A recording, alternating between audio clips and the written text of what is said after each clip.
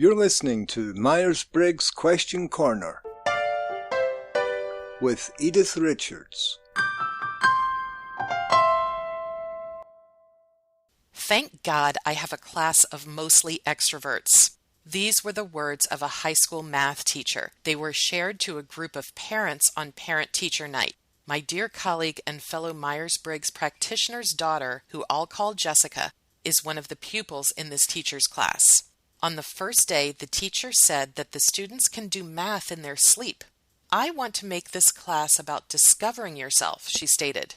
She then asked the class of 25, how many of you are introverts on the first day? 2 or 3 students raised their hands.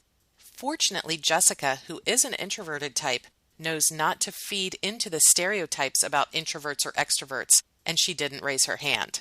The teacher, who has a reputation for playing favorites, has now asked the parents to email her something about your child. Presumably, this is so the teacher can best understand how to work with each individual student. Knowing a student's strengths, weaknesses, and learning styles can be helpful for some teachers to know at the beginning of the year in order to best help them improve in the areas they need the most. Yet sometimes there's a hidden agenda with things like this, and that's the fear in this case. The question from my colleague is, how do I respond to the teacher's email without jeopardizing my daughter's success in the class? One of the first things we are taught as Myers-Briggs practitioners is that all types are equal in terms of value, and one of the biggest misuses of the Myers-Briggs assessment is to type shame. This involves shaming an entire category of people who may or may not be guilty of a behavior. For example, assuming all introverts will be quiet in a class. So this is, in my opinion, a pretty serious mistake on the part of the teacher. Based on the information I have, the teacher is not only making a wrongful assumption about introverted types, but is projecting her own preferences to the class, which really says more about her than about the stereotypes she's attempting to make. I've talked about avoiding type shaming and the dangers of Myers-Briggs stereotypes in many of my other podcasts and articles, so I'm instead going to focus in this podcast on 1, how to respond to the teacher's request for information, and 2, how introverted types can best respond to negative feedback from extroverted types. With regards to my colleague's question, how to respond to the teacher's email without hurting her daughter's chances for success in the class, I would first suggest asking her daughter her thoughts on the matter. What information is she most comfortable sharing? What does she not want her teacher to know? Keep it light, as we don't want her to become stressed out or worried. But it's important to let the teacher know that you as the parent want a dialogue, but this early in the year, keeping the email general and not overly personal is a good first step. Talk, for example, about Jessica's appreciation for learning, a high respect for instructors, and even how much she enjoys math. This might be also an appropriate time to mention the areas of math where she's struggling or hopes to become more proficient. For example, Jessica has always been a top performer in her math classes, but she's struggled the most with graphing exponentials and solving exponential equations. Because she's interested in eventually going to medical school, she's really hoping to gain a solid foundation in these areas this year. Do you have any recommendations for how Jessica might improve in these areas? Asking about the content of the class brings the focus of the conversation back to math rather than personal attributes.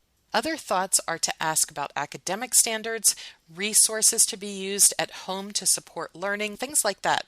Above all, it's important to maintain an even keel no matter how much our values have been trampled on. In the teacher's defense, she may just be trying to help her students as best she can, and she believes she's empowering them. She surely wants to see Jessica do well and reach her full potential, and this may just be her way of helping that to happen. As the year goes on, sharing some of Jessica's preferences, if needed, through a tactful and diplomatic dialogue with the teacher might be recommended. Now, how can introverted types best respond to negativity from extroverted types? I first want to clarify extroversion and introversion, E and I.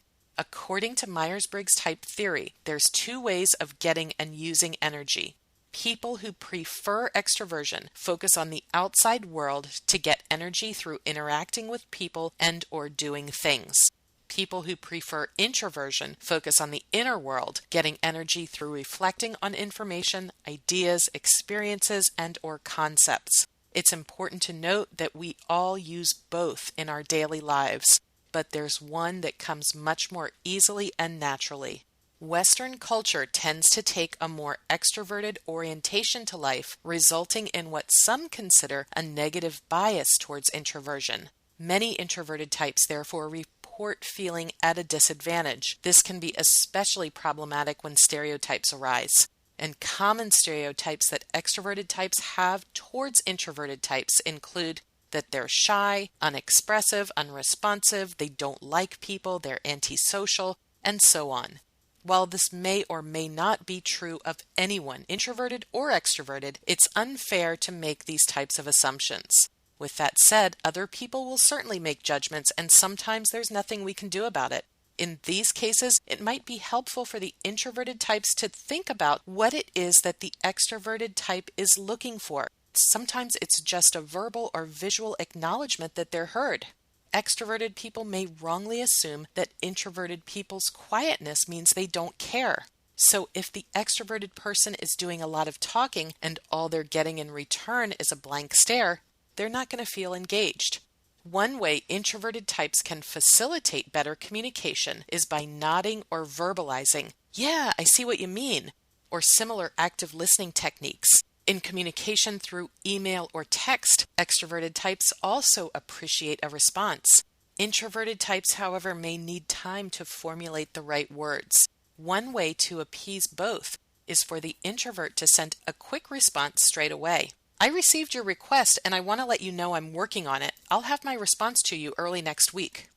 Also know that it's natural for the extroverted types to process their thoughts out loud. They may naturally be uncomfortable with silence and may thus fill it with comments or exclamations that introverted types think are unnecessary or just plain weird.